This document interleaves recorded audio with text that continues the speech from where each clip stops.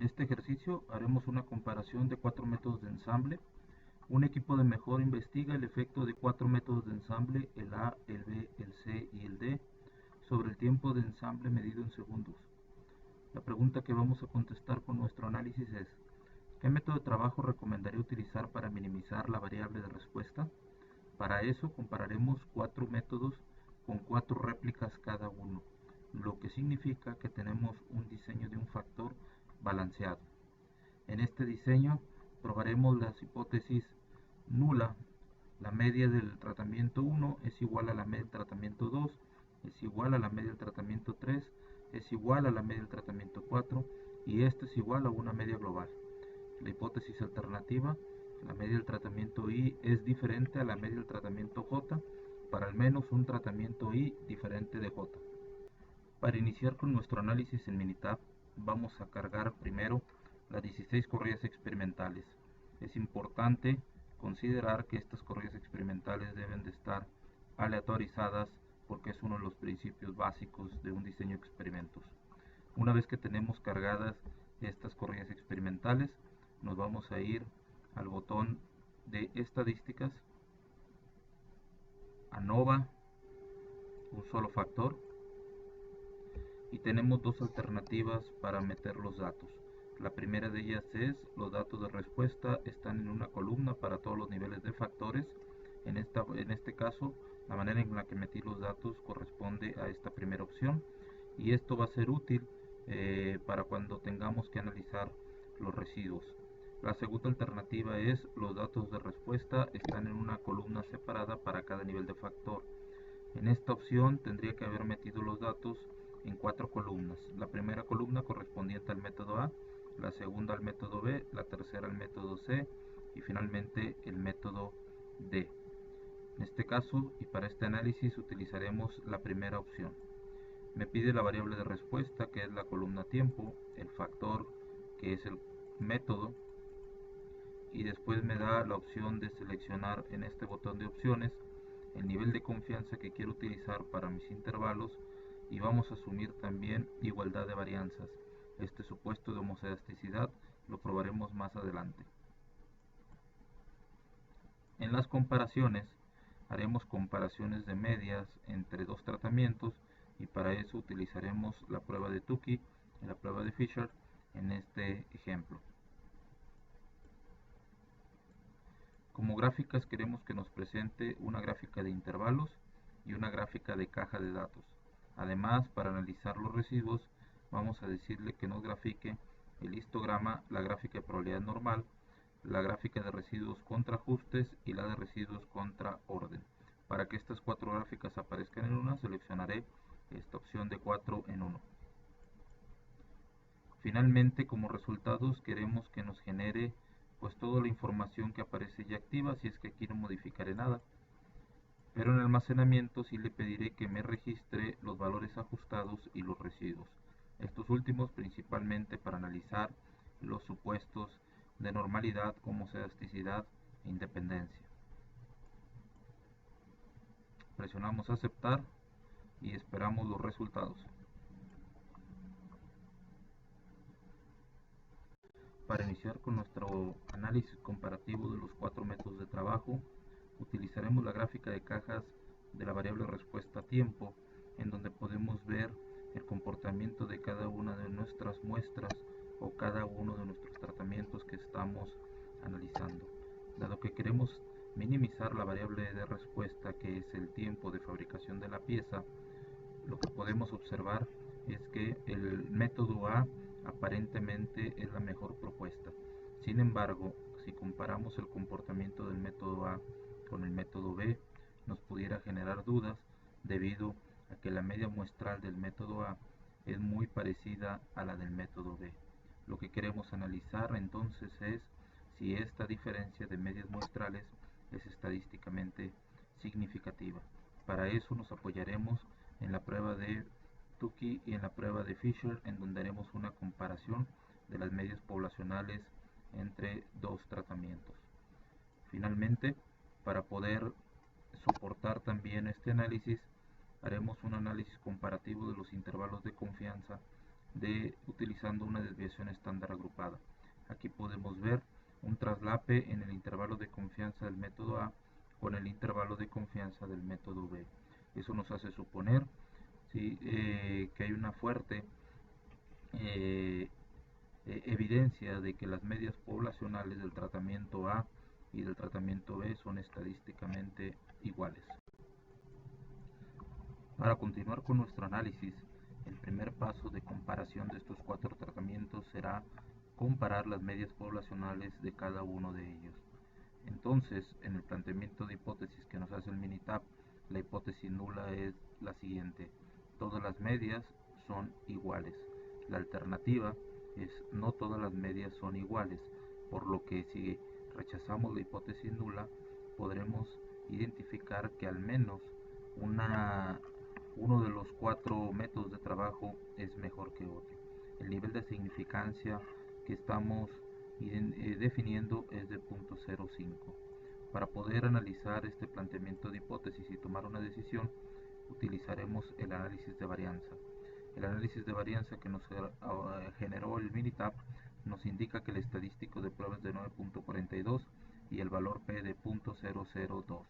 Este valor P, al ser menor al nivel de significancia que definimos de 0.05, nos permite concluir que hay evidencia estadística para rechazar la hipótesis nula de que todas las medias son iguales. Esto tomando en cuenta un nivel de confianza del 95%. Ya que rechazamos que la hipótesis nula de que todas las medias son iguales, entonces tenemos que identificar cuál es el mejor tratamiento de los cuatro. Para eso vamos a utilizar las pruebas de comparación de parejas de medias de tratamiento, específicamente la prueba de Tukey y la prueba de Fisher.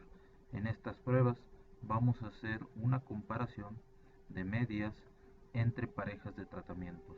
Del lado izquierdo podemos observar aquí en la gráfica la media del tratamiento B contra la media del tratamiento A, la media del tratamiento C contra la media del tratamiento A, y así sucesivamente. Aquí está listada todas las comparaciones o parejas de tratamientos que podemos obtener con los cuatro que estamos analizando. En ambas pruebas, tanto en la prueba de Tukey y en la prueba de Fisher, que son pruebas de comparación de parejas de medias en tratamientos, podemos observar que cuando comparamos el método A, que aparentemente es la mejor opción, con la media del método B, podemos observar que el intervalo de confianza contiene al cero. En la parte inferior nos indica que si un intervalo no contiene cero, las medias correspondientes son significativamente diferentes, por lo que la conclusión a la que llegamos con la prueba de Tukey y la prueba de Fisher es que la media del tratamiento A y la media del tratamiento B estadísticamente son iguales entre sí. Cuando comparamos la media del tratamiento A contra la media del tratamiento C, podemos observar que el intervalo de confianza no contiene al cero en ambas pruebas, por lo que estadísticamente son diferentes estas dos medias.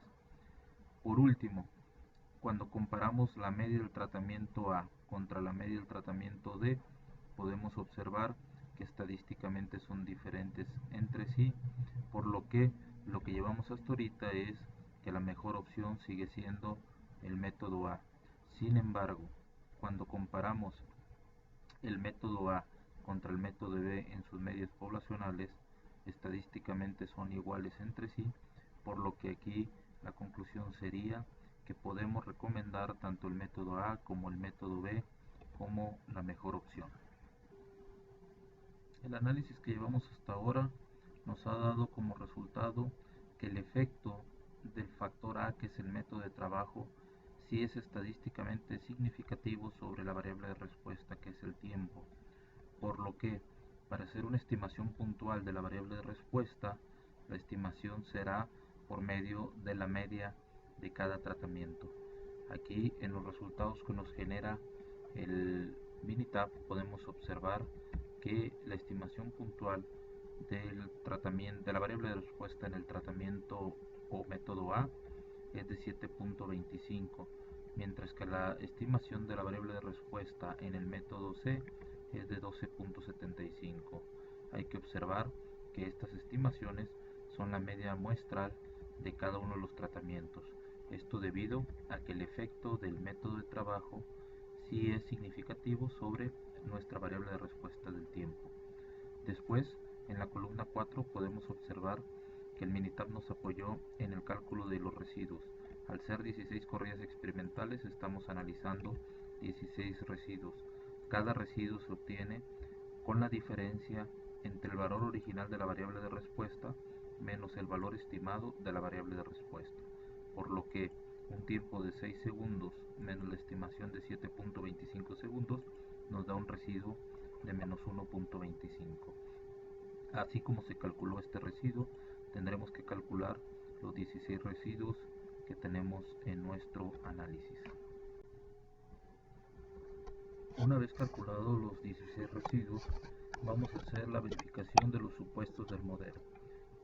Estos tres supuestos que debemos de cumplir para que los resultados de nuestro análisis tengan validez deben de ser los siguientes: el supuesto de normalidad de los residuos, el supuesto de homocedasticidad o varianza constante, algunos autores también le llaman el supuesto de homogeneidad de varianzas, y el supuesto de independencia en los residuos.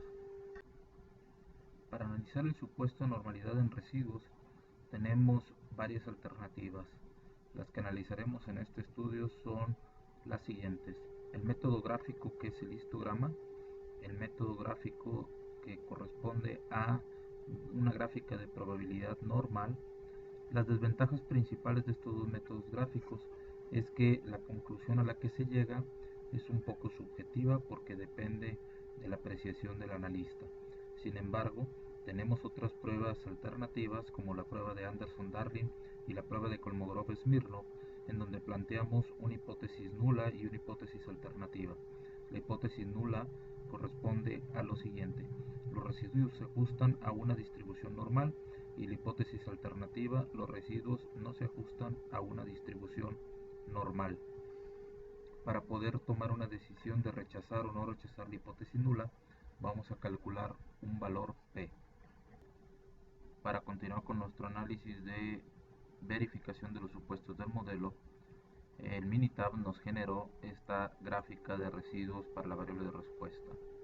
En este caso podemos observar que los 4 análisis que nos están haciendo o presentando aquí es por medio de un método gráfico.